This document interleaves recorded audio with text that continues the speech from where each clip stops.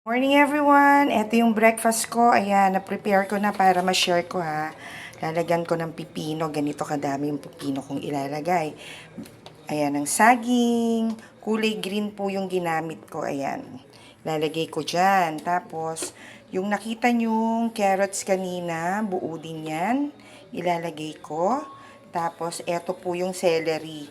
Yung celery na yan talagang nilinis ko. Kasi hindi ho yan pwedeng basta ilalagay sa shaker kasi masisira. And then, ang cube ice. Ayan ang cube ice. Ganyan. Meron po akong cube ice maker. Madali po siyang mag-yelo. Ayan. Tapos, maglalagay ho tayo ng aking Vitasoy. Ayan. Ito po yung nilalagay ko. Ayan. Hindi ko ata nahalo. Maglalagay lang ako ng ayan, ganyan kadami guys. Yan ang aking parang pampatimpla. Ayan. Ayan. So, hindi na ako maglalagay ng water kasi ang pinaka-water ko niyan ay yung ice. Pag yan ay na-shake na. So, ayan, tatakpan ko ha. Wala ho akong taga-kapit at hindi ko nakuha yung ko. So, ayan. Ayan. Ating ano ba to guys? Ayan. Pipindutin ko lang. Sandali. Ayan. Ilalagay ko muna dito.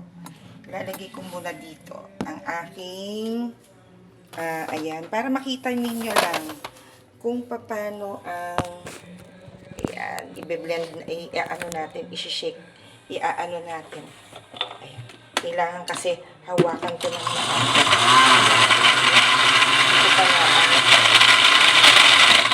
ayan, nakabukas pa.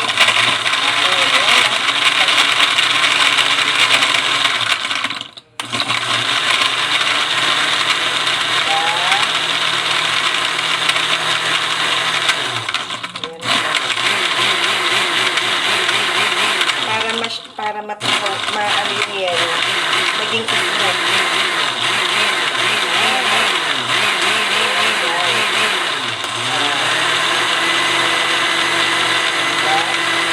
Ayan na yun. Ayan na ang result ng yan na yung result. Tingnan nyo yung water, oh.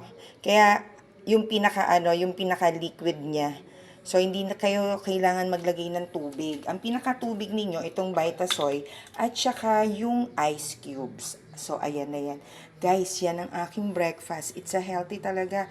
Dahil, yung sugar, nakakatulong po yan sa may mga sugar, mataas ang sugar, at saka yung immune system nyo talagang lalakas dahil sa celery. Yung mga toxic sa katawan, ito yung hindi ko talaga napapractice everyday.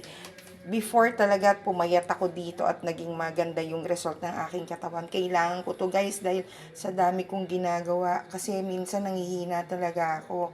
So, ito kanina, talagang nag-prepare ako kasi kagabi iniisip ko kung ano yung kakainin ko dahil parang punong-puno ng toxic na yung katawan ko dahil iba na yung sakit ng mga daliri ko, yung nagka-cramps ang aking mga binte. So, eto na. Good morning sa inyong lahat. Try nyo po to. It's a good to your health.